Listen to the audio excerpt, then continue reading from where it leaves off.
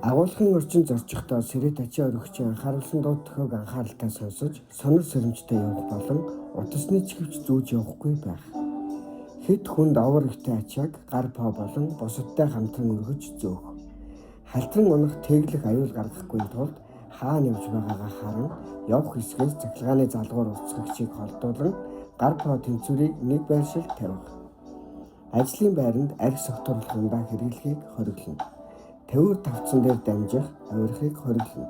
Зориултын шат тавцан ашиглах. Сэрээ дөргөгч ашиглаж байгаа үед зай барьж ажиллах. Удирдах ажилтны зөвшөөрлөөс өөр ажил дур мэдэн хийхгүй байх.